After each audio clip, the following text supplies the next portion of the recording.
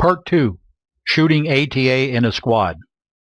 In this video, I'm going to go ahead and show you how a squad of 5 shoots in the ATA discipline of singles, and then we'll go on and show a couple other events. Alright, I'm going to begin by going up to the Word file, click on it, then I'm going to come down to start the squadding session. Now, at this moment, we do not have a squad of 5, like I said I wanted to shoot. And so right from here, as opposed to going to the Edit Squad area, we can create a new squad on the run. So I'm going to click on New Squad. And this time, I'm simply going to pick out my first 5 shooters, Bob, Danny, Henry, Joe, and Peter. And I'm going to come up here and give them a name. I'm just going to call them the Old Boys Singles. And then I'm going to click on OK. Alright, now down here alphabetically in the squad list, I now have one called Old Boys Singles, Bobby, Danny, Henry, Joe, and Peter. Now remember, these are in alphabetical order and we have not set up that squad yet. So let's go ahead and do that. We're going to highlight that squad. We're going to come down and click on OK. And that now gives us the opportunity to make the changes. So let's move these around a little bit. Let's make Henry the first shooter. So we click the up arrow. We click the up arrow. Now he's on the top. Now let's make Joe the second shooter. We have to click on the up arrow, click on the up arrow, and Joe was number 2. Now finally, let's move Bob down to position 5. So we can do that by pushing the down arrow, and he's down on 5. So let's suppose that this is the order that I wanted the squad in. Now again, I need to come up here to the top and determine whether it has the layout that I'm interested in. In this case, it's exactly what I wanted, Trap American Singles. The next thing I'm going to need to do is let's put the shooters on the proper stands. Notice the order is not proper anymore. So we're going to go ahead and highlight that. Click Station 1. We're going to put this guy on 2, this one on 3, this one on 4, and finally this one on 5. And then we're going to select their guns. Now if we look into Henry and what choices he now has, he has a trap singles gun, he has a trap doubles gun, he has a trap handicap gun. So we're going to obviously leave him with trap singles. The same thing you're going to find is true here with Joe. And you're going to find the same thing with Danny. He has 3 trap guns. We're going to put in trap singles. Peter has 3 trap guns. We're going to leave in trap singles. And finally, Bob has 3 trap guns, and we're going to leave in his trap singles. And then, being it's a singles event, we're going to leave everybody at the 16-yard line. And as quick as that, basically, I'm ready. I've created a new squad, and I'm ready to go, so I'm going to click on OK. Now, when I click on OK, notice that over here on the left-hand side, this is where your scores are going to be kept track of, and this is also how you're going to determine who is the next shooter. Whichever shooter here in this order has the rose-colored color, in this case Henry, that means that it's his shot. Also up here in the middle it says, Henry, it's your turn to shoot. After Henry takes the shot, this rose-colored area is going to move to Joe. After Joe takes the shot, it'll move to Danny. After Danny takes the shot, it'll move to Peter, finally on to Bob, and then it rotates back up to the top. And on the right-hand side here, the ongoing score is being kept. So if you hit the first target, you're going to get a 1 in there. If you hit the second target, it'll increment to 2. So at any time during the entire process of shooting the round, over here on the left-hand side of the screen, you will be able to see who is ready to take the next shot and exactly how many targets they have broken at this point.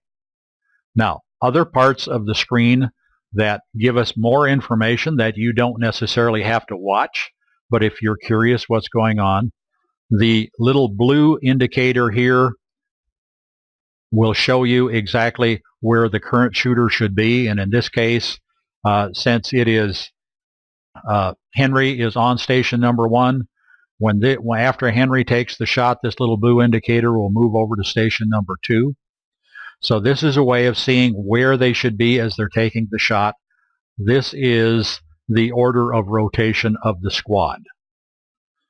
Then the next thing is up above, whenever Henry is ready to shoot to start out with on this first target, it's going to show he should be on station number 1. So we get a correlation between what is in the target window and physically where the little blue mark is on the floor layout. Other things that you learn as you go across the top, you'll be able to see the yardage here. In this case, everybody's shooting 16-yard targets, but it'll remain 16 yards.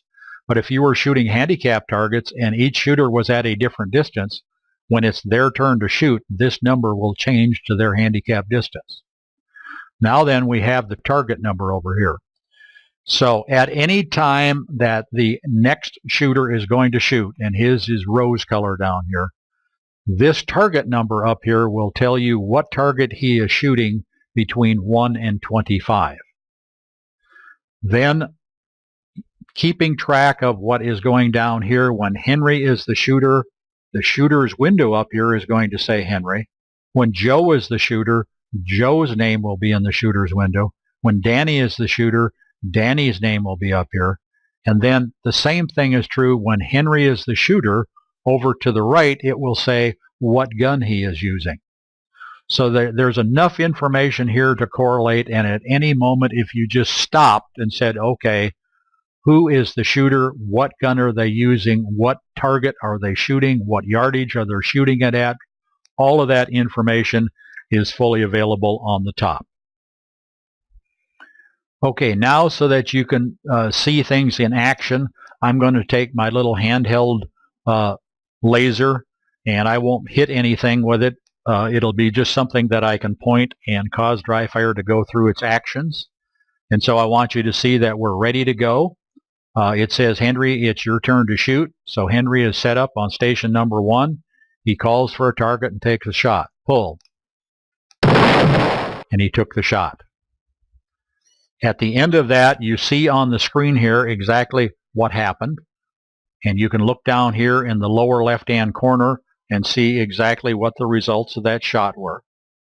You can see over here that the rose color has now moved and says Joe is the one that's ready to shoot. In the layout window right above here, you can see that Joe is supposed to be on station number 2. And then up here it also says, Joe, it's your turn to shoot. So let's go ahead and let Joe take a shot. Pull. Joe takes a shot, and the same thing takes place. So you can see over here on the left-hand side now, it has moved on down to Danny. And so Danny is ready to take the third shot. Let's go ahead and do that. And of course, notice that Henry and Joe missed the target, and that's what dry fire said. Here we go. Take the shot. The results, Danny missed the target. We move on to Peter. Pull. He takes the shot. He misses the target. Moves on down to Bob. Bob calls pull. He takes the shot. And now notice here what happened is that now the rose color has moved from the bottom and cycled back up here to Henry on the top. And of course, Henry is the leadoff shooter. He's still on station number 1, but this is going to be his second shot. And I want you to take a look up here in the middle where it now says that the target number, this is his second shot. Now, normally you would continue this rotation until everybody had taken their 25 shots, and at which time dry fire will automatically bring to your attention all of the data that it has been keeping track of during the entire round, and gives you the option at that point to either save that information in a PDF file or to print that information on a printer if you have a printer connected to your computer. Now, we have now gone through and taken 5 shots. Each person has taken 1 shot, and I can simulate coming to the end by simply coming up here and clicking on Finish Round. So you can interrupt your round at any point in time. In this case, instead of everybody shooting 25 targets, everybody has shot 1 target. But you'll be able to see the results that you're going to get. So I'm going to click on Finish Round. And that takes me to the Squad Results dialog box. And this top portion up here basically is a summary of everything that you did. It gives you the average time that it took for you to shoot all of the targets that you shot, the average distance that you shot the targets at, the average pointing error, or how far from perfect you were on average for the entire, let's say this was 25 shots. It then gives you a hit percentage over here. It tells you how many you hit, how many you missed, and the total shots. Now, down in the bottom here, it talks about whether the target was traveling from the left to the right, whether it was traveling from the right to the left, and whether the clay was rising at the time that you shot it or it was falling.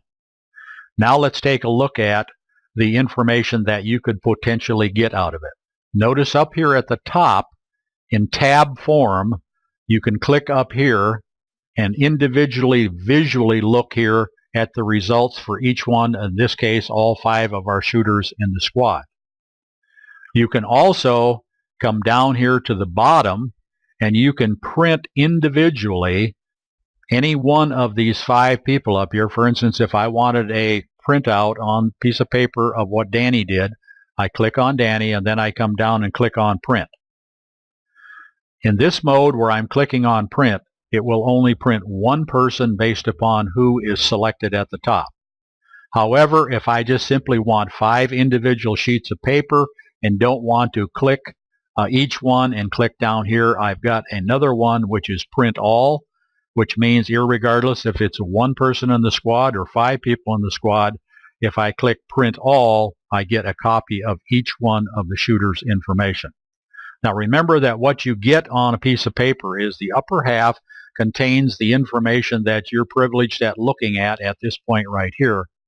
And on the bottom you're going to find that it has, if you shot 25 targets, you will have 25 lines of detailed information telling you exactly what was shown on the computer screen at the time that you took the shot. Now, the other thing that I want you to take attention to is when you click on Save as PDF, it automatically saves all of the shooters in the squad. So that's one of the features of that. And the idea there is it's just as easy in electronics for us to save 5 PDF files as it is one. And then once you get that one file, you can print whichever one of those particular individuals that you want. Now, the final thing then is that your printout, this information in the squadding form is only available at the end of the round. Once I come down here and click on OK, that information, which you've either saved on a PDF file or printed on a piece of paper, is gone forever and it is no longer inside the system. And so that's the very reason why every time you either interrupt a round or you complete a round, the squadding software forces you to this squad results dialog box where you are forced to make the decision, whether you like it or not, whether you want to save or print any of that information or whether you just want to get on with shooting. And if you just want to get on with shooting, or after you have printed or saved what you want to save, you click OK. And now what happens is it takes you right back to your squad login dialog box where everything is still set exactly the same, and if you want to shoot another round, a second round, all you have to do is click OK, and you're now ready for your second round. All right, now let me go ahead and interrupt this by just ending the squad. We didn't even take any shots. Again, it always forces you back to this dialog box. You don't have any information right here now, so I'm simply going to click on OK. Now, the next thing that I want to take you through as far as an ATA, shooting in an ATA squad, is let's set up some folks that are going to be at different handicap distances. So how would I do that? I simply can come back up here to File. I come down to Start the Squad Session. And I have two choices. I could either come down and create a new squad and set up all the information, or in my case it's going to be the old boys, and I already have them set up for singles. So if I highlight that and click on OK, now it brings me back to this, and what I can do now is I can go ahead and change the handicap distances over here, and so I didn't have to create another squad. However, I could have created another squad calling it Old Boys Handicap, And then if I had an old boys handicap and an old boys singles, then you don't have to do any changing whatsoever. Just select the squad that you want and go ahead and do it. So just to show you that is possible, let's suppose that Henry is shooting from the 20-yard line, that Joe is shooting from the 22-yard line, Danny is shooting from the 27-yard line, Peter is shooting from the 21-yard line, and Bob again is shooting from the 25-yard line. Okay, now once I click, then everything will work together and you will be able to shoot in a squad. Now you're all going to be standing in your typical arc that Dry-Fire has predicted up here on the floor layout. You're not going to change positions because you're shooting different handicap distances, but Dry-Fire is going to determine and is going to change what the trajectories look on the wall based upon your handicap distance over here. And so that everybody is practicing in their handicap at their normal handicap, but they're able to all stand together and not have any problems with interaction because of one guy standing too far in front of the muzzle of another person's gun. So I hope that gives you a pretty good idea of how to use your squadding software in an ATA squadding environment. And for right now, I'm just going to go ahead and click on OK. That would set me up for a round of handicap with the parameters that I've said. And that's as far as I'd like to take you on this. Now, I hope you've enjoyed this, and I hope it helps you.